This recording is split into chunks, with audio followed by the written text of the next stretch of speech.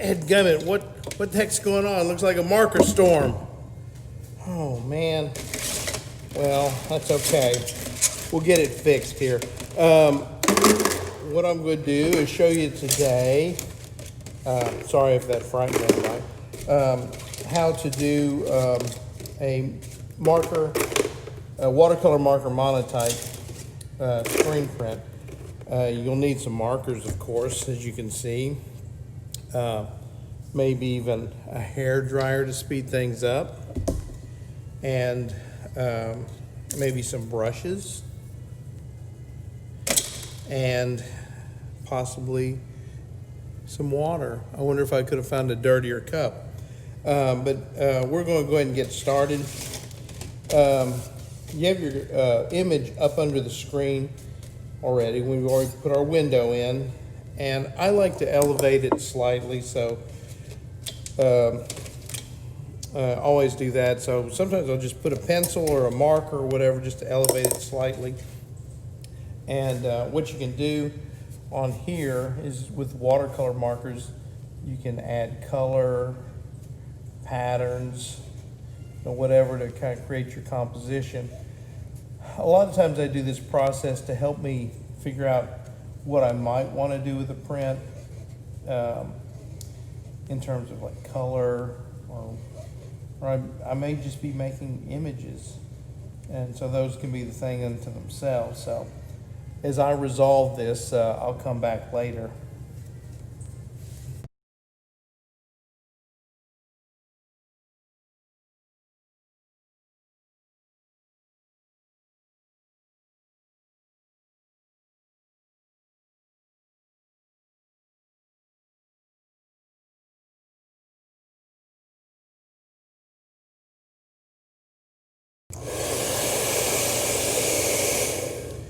Oops, I guess you can see that accidents do happen, and as you may know, I am accident prone. So what I'm going to do is I'm going to finish drying this out, and we'll see what happens with it. As you might have noticed, I've treated some of the markers like watercolors, so you can do washes and softer passages.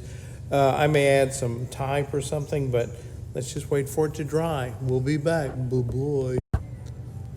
Okay, kids, we're back on track, I think. I've cleaned up the water disaster. So, handy hints to know and share. Keep some paper towels handy, maybe a mop, a wet and dry vac, whatever. So, I'm just going to finish up a few little things here.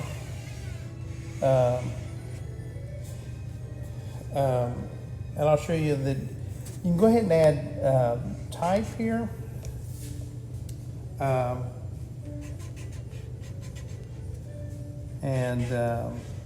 You don't have to write it in backwards, but you do need to make it legible, I guess, unless that's not your thing. As I've stated before, this process is pretty fast and loose, or maybe I didn't, who knows. But you can be looser with it, have some fun, as you can see. And it helps you think visually and start adding color. So this next part, I'm going to show you how to get these colors down onto your print using, there's a couple of things you can use actually.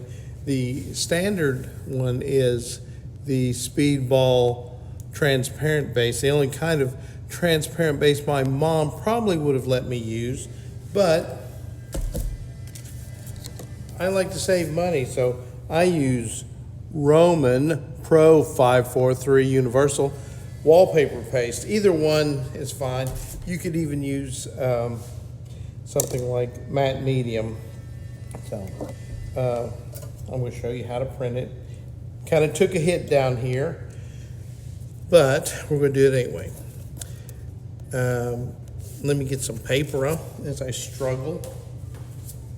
Okay, I'm going to take our paper and put it down here in our registration corner.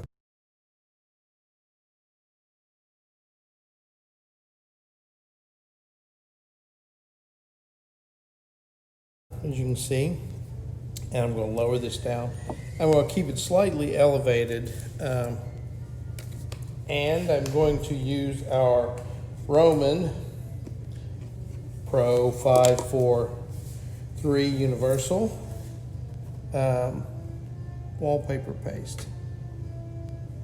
And you can pour a liberal amount down here at the bottom of your image area. And you're probably saying to yourself, but hey, that looks white. And yeah, it certainly does, but it's it'll dry transparent. So we have a squeegee here, a genuine handy neoprene and wood squeegee for your printing fun. This is the blade and the handle. And what you want to do is come down here at the base and at a 45-degree angle, just push across like that and just let it release. You can see the colors brightening up already on there. We're going to let that sit for a minute, then we'll be right back.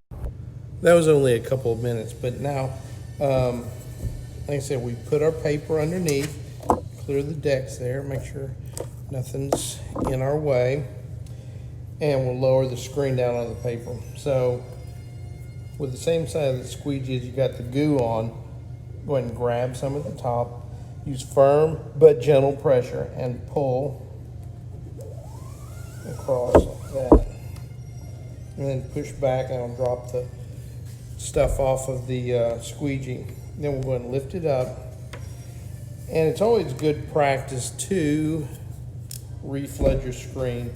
The first one should have a full vibrancy of color, but we'll see.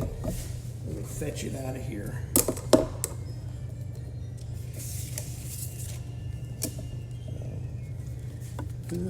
Struggling.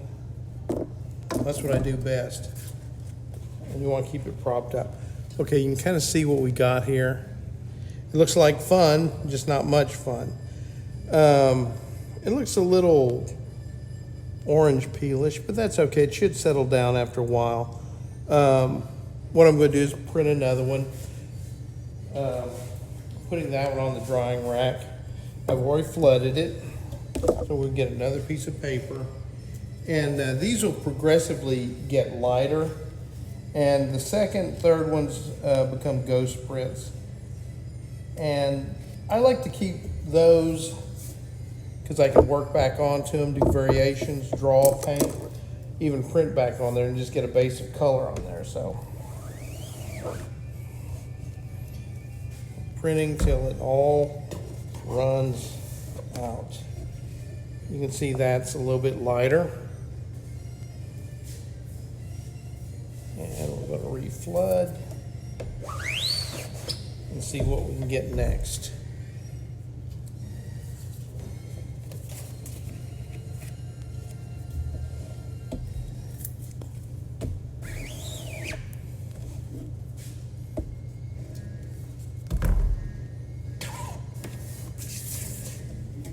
Okay, pretty light right there, as you can see, but we can still work with that.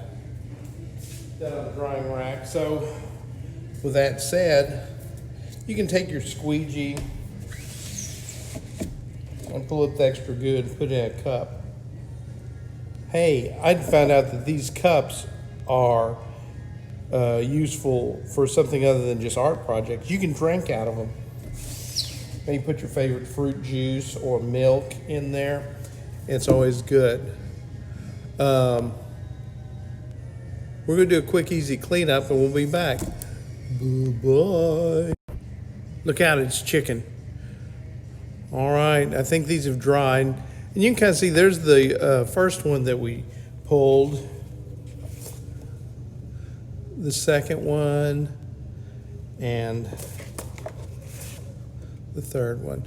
It takes a little while for these to dry. You can always force it with a hairdryer. But why get in a hurry? All right, I'm bringing out, I cleaned the other screen out of the sink, but you can, if you want to leave it in, you can do the in-place method with sponges and buckets. So now I'm gonna put this screen back in here. And since this was the original placement, it'll be easy to get it back in the same spot. So I'm gonna put that in there like that. We'll lock it down. And we'll try to wrap this thing up pretty quick, so you're not just bored to death on things. You can print it any color you want. I think I'm going to go with this first round to get the image in with the Speedball, Amazing Hancock Brothers Pecking Ball, Magenta Massacre Mayhem, the only kind my mother would have approved of. So we'll use a magenta on this, but you can use any color you want. So I usually just take a little bit, put it up here with a spoon. Make sure that's all tight. Get my squeegee. And we'll go ahead and place one of the prints in. Maybe we'll start at the back just to create more of a sense of drama and anticipation. So get that lined up there, out of the way. And you always want to flood your image first, either downstroke or an upstroke, either one. And you don't have to wait, just go and slam it on down, and then get a nice firm pull. You don't have to use every bit of your strength, but just a firm pressure. Look, that looks almost interesting not. So always remember, before you pull anything off or out, reflood your screen. So we'll use the next one. See how that looks. Put that in there. And you can tell that some of the colors will line up with other things on there, but it's pretty random how we did that. Good practice. Just drop your screen and flood it. That way you don't have to worry. The reason we flood our screen so it doesn't dry out. So it's getting a little more intense. You can see the magenta brings out the yellow in the teeth. Isn't that great? All right. Now we'll do the alleged good one.